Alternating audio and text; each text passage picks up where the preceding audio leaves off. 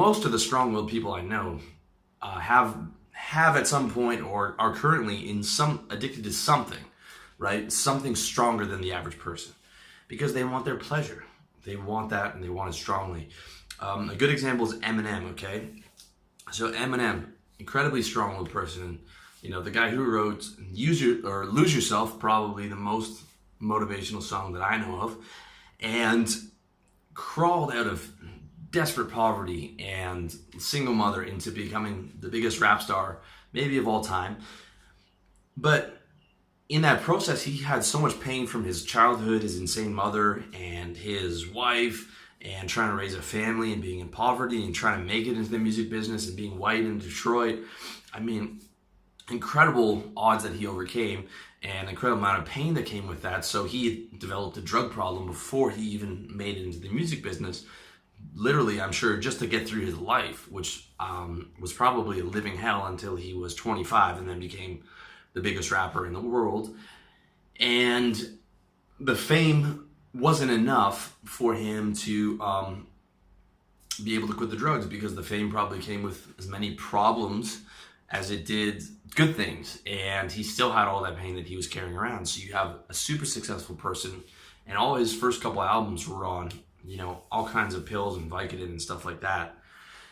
And basically, it wasn't until he, you know, hit rock bottom and quit, and then he got addicted to food. There was one point, there's pictures of Eminem from maybe 5 or 6 years ago where he's like 250 pounds, like really fat. Got addicted to food, which a lot of guys do when they get off the drugs, because they need something to fill the void of that pain. And I guess being famous and all those things still wasn't enough. And then, from what I heard, he got addicted to running. Okay, now he's back to being super lean, in shape. And he says he got addicted to running. He had to do it 2 times a day to get that runner's high. Okay, I know all about that. I'm addicted to exercise, and I try and get that runner's high, you know, every morning after I do my cardio. It is like basically, you know, half a hit of kratom, natural opioids, and feels really good. So he got addicted to exercise in that way, and that's what got him out of it. So now he has the exercise and his family, and he has the fame and all that stuff and money and all that combined was, I guess, enough to solve his pain point. Okay, but I just want to show you that, like, the addict is not always the fucking degenerate loser. It is just as likely to be the strong-willed person. If you read How to Get Rich by Felix Dennis, he was the guy who built Maxim magazine, made $100 million or something like that. This guy was hookers every night, crack cocaine, I mean, every drug in the book. But extremely strong-willed guy, right? It is more likely for the strong-willed business owner to be an addict or be addicted to something than it is the weak-willed person who does nothing. Okay, in almost every case, the addict is a strong-willed person. Okay, and a strong-willed person is not normal.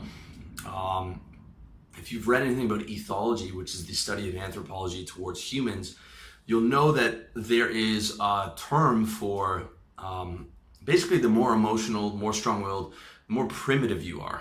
Primitive with 2 eyes. And, 3 eyes. You can check out a treatise on love, which is an awesome explanation of this, and it's something I'm going to be doing a video on. But basically, if you're a primitive person, you're strong-willed, you feel emotions very strongly, you have a temper. I'm a very primitive person, okay? This, you know, a lot of guys in the men's movement learned about being alpha online and had to mimic it. I went the other way. I was naturally very alpha, and I learned to control that because you can't have a bad temper and live in society, because society is designed to control the alpha male. Because the alpha male is the only one who poses any kind of threat. As long as the alpha males are in line, everyone else falls in behind them, right? So if you're a primitive person, everything is much harder for you in terms of restraint, because you want things more, okay? You want things more. I'm very primitive. I want that girl. I see her. I want to fuck that girl with no condom and come inside of her. you know, every day I have that thought multiple times a day when I'm out and I see even a girl who's decent looking. That's what my brain immediately goes to. Or I want that fucking cheeseburger and I want it right now. Or I want that fucking cold beer and I want 6 of them and I want it right now. And every single day I have thoughts like this all the time, okay? Because I am a primitive person. I happen to have a strong intellect, or, relatively strong intellect, which I realized I had to give over my lifestyle to when I was about 13. I said, you have to give your lifestyle over to your intelligence, because it is not good to live as a primitive person. And so those are the things that I deal with on a daily basis, because restraint is much harder for a primitive person than it is for a normal person. And what you have to understand is restraint and willpower are actually 2 opposing forces. They're 2 opposing forces. So when people tell me that I have good discipline, that's not actually true. It's not actually true. I just have a strong will. So I strongly make myself do a lot of work on my business and get up early and have systems and routines and all that, because I want the goals that come with it. All right. I want the goals that come with it. It's not like I'm just easily able to restrain myself from it. It's about taking my will out of those things and putting it into these more productive things, like achievement and all that. All right. But it's not because I actually have restraint. It's because I have a strong willpower. All right.